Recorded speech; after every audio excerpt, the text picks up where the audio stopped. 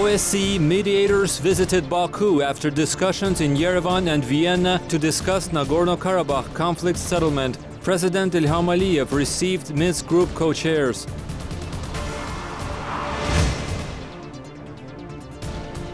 The World Bank endorsed 5-year country partnership framework for Azerbaijan.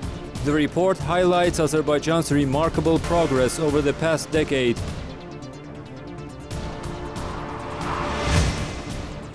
Azerbaijani football clubs Gabala and Inter advanced to the next qualification stage of UEFA European League.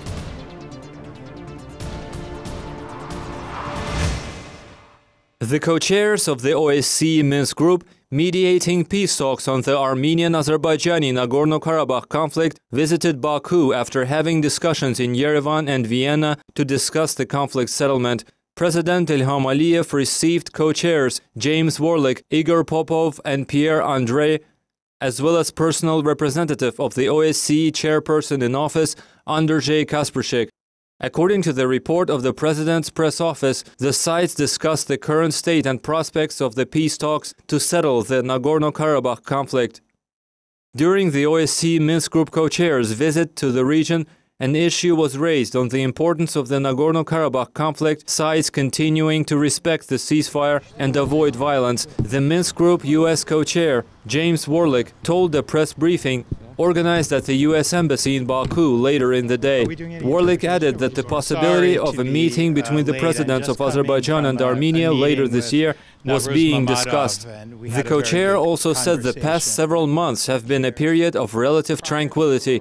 We want that period to continue as a basis for trust and furthering a negotiated settlement, Warlick added. We're trying to frame the meeting for the presidents, and we're discussing about the best approaches on how to move forward on the Nagorno-Karabakh conflict. In both capitals, we talked to the presidents about the importance of continuing to respect the ceasefire and avoid violence along the line of contact in the Armenian-Azerbaijan border. He also said the issue of the Azerbaijanis taken hostage by Armenia was being discussed, adding that the position of the U.S. government on the matter had not changed. He further said the issue of peacekeeping in Nagorno-Karabakh has been under discussion for years, adding that a peacekeeping force would need to be a part of any comprehensive settlement. The OSCE Minsk Group hopes for a meeting of the Azerbaijani and Armenian presidents by the end of 2015. The issue of peacekeeping in Nagorno-Karabakh has been an issue under discussion for years. Security guarantees and an international peacekeeping force would need to be a part of any comprehensive settlement. The Nagorno-Karabakh conflict needs to be resolved on the basis of the principles in the Helsinki Final Act, the principle of territorial integrity. The latest meeting between Presidents Ilham Aliyev and Serge Sargsyan took place in Paris last October through the French President's initiative. Earlier, the co-chairs discussed the Nagorno-Karabakh conflict settlement and organization of a presidential meeting in Washington and Moscow. Armenia invaded Nagorno-Karabakh and 7 surrounding regions of Azerbaijan in a war that followed the Soviet breakup in 1991. More than 20,000 Azerbaijanis were killed and nearly 1 million were displaced as a result of the war. Large-scale hostilities ended with a ceasefire in 1994, but Armenia continued the occupation in defiance of 4 UN Security Council resolutions calling for immediate and unconditional withdrawal of its troops. Peace talks mediated by Russia, France and the US have produced no tangible results so far. Azerbaijan plays a significant role in the New Silk Road project, a senior US official has said. The remarks concerning the initiative were made by Richard Hoagland, US Principal Deputy Assistant Secretary of State for South and Central Asian Affairs, as he spoke to reporters at a news conference. I know that Azerbaijan is playing already and will play a bigger role in the future in New Silk Road. Look, New Silk Road is not one single thing. It's many, many projects. It's many ways of looking at the world. But the most important thing is to increase trade. And when you increase trade, then you increase stability, you increase prosperity, and that is in everyone's interest. The State Department official earlier discussed prospects for the development of the project during a meeting with Azerbaijani Foreign Minister Elmar Mamedyanov, noting that the United States supports the initiatives on the development of the Silk Road. Richard Hoagland stressed that Azerbaijan has an important role in this regard. Furthermore, he underlined that the implementation of these initiatives will serve to the stability, prosperity and promotion of cooperation through the Eurasian region. Elmar Mamedyanov emphasized the undertaken efforts towards the steadfast development of the infrastructure capacities as an important element of the non-oil sector development strategy of Azerbaijan. In this context, noting the importance of the Baku-Tbilisi-Kars railway and the new Baku International Sea Trade Port, Elmar Mamedyanov added that Azerbaijan makes a significant contribution to the development of the historic Silkway route, with its railway, land, maritime, air, as well as information and communication segments. The new Silk Road is an economic and trade corridor stretching from Shanghai to Berlin. The project is designed to serve as a peculiar bridge linking Europe and Asia. Work is underway on Azerbaijan's strategic partnership agreement with the European Union. Azerbaijan currently maintains a strategic partnership with the EU in energy, peacekeeping efforts, culture and sports.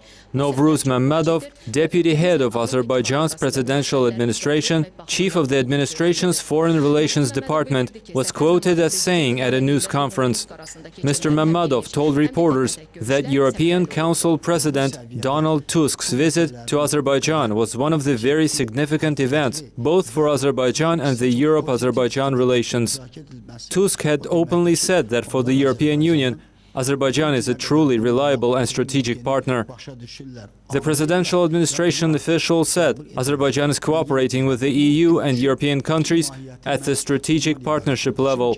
One of them is the energy sector. Over the past years, the projects implemented in the energy sector were huge projects, and overall, they have contributed to the region's development, stability, security, and in a certain sense, to the energy security of Europe.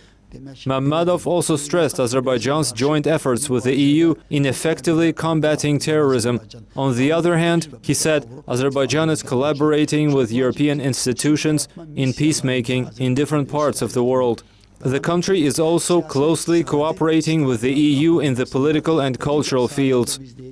Mammadov noted, however, that it is odd that on one hand, Azerbaijan is a state with which they maintain significant cooperation, but if some newspaper or an NGO circulates certain statements or reports, this disrupts the balance of justice and it hurts the country's image. It is doubtful that this would be successful for the West, and most world countries question such an approach, he said. Mammadov further said that during the talks, there was an extensive exchange of views on the Armenian-Azerbaijani Nagorno-Karabakh conflict. The unacceptability of keeping the status quo was underscored, and the European Council President openly stated that the EU supports the territorial integrity and sovereignty of Azerbaijan.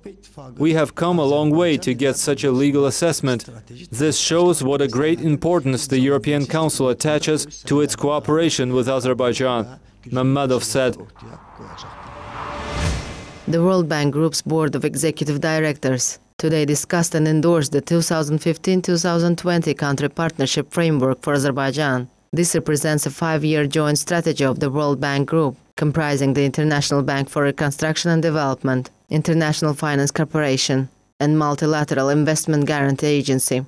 It aims at supporting Azerbaijan on its path towards sustainable, inclusive and private sector-led growth. According to the report, over the past decade, Azerbaijan has made remarkable progress in reducing poverty and boosting shared prosperity. Poverty incidence declined from close to 50% of the population in the early 2000s to about 5% in 2013, accompanied by growth of the middle class, from about 4% to 29% of the population during the same period. These achievements were largely accounted for by a stellar economic performance with an economic growth rate of 13% on average and substantial public spending from oil revenues. In the current environment of low oil prices, slowdown of oil production and uncertain regional economic prospects, Azerbaijan is looking for a new growth model in which the private sector will play a central role. The World Bank Group's new country partnership framework is coming at a challenging yet opportune time for Azerbaijan. In the turbulent global economic environment which calls for efficiency in public spending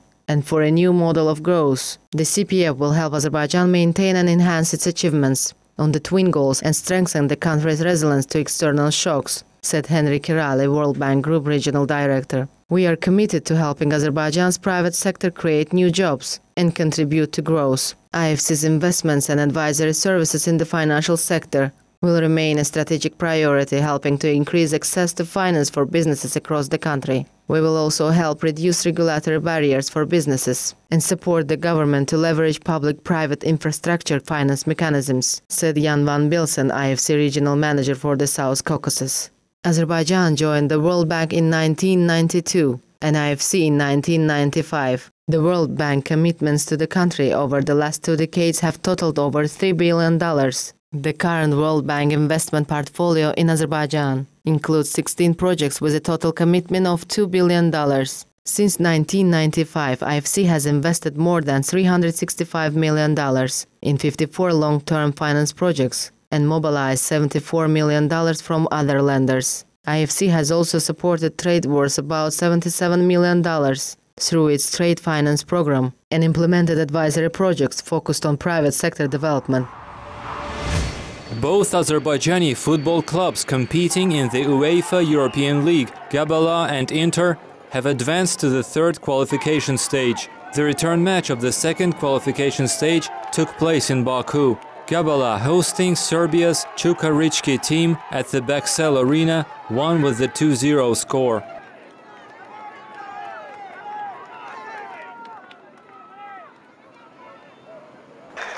The other team, Inter, won the match in the overtime. After beating Hafnarfjordur in Iceland 2-1, Inter lost with the same score in the return match, but claimed victory after scoring another goal in the overtime. Spain's Athletic Club will be Inter's rival during the next stage, while Gabala will face the Cypriot team, Apollon Limassol. US President Barack Obama departed for Kenya on his first trip to his father's homeland as president, kicking off a swing through Africa that will also include a stop in Ethiopia. Obama, the first black US president, is the son of a black father from Kenya and a white mother from Kansas. He traveled to Kenya as a United States senator but hasn't gone since winning the White House. Obama is expected to meet with family members while in Nairobi, but he will not be traveling to the village most closely associated with his family name. The trip will focus otherwise on security and economic initiatives as the president shores up his legacy on the African continent. Obama will also do some lobbying of lawmakers who are coming along for this visit. The president is seeking support from Congress for a deal to curb Iran's nuclear program.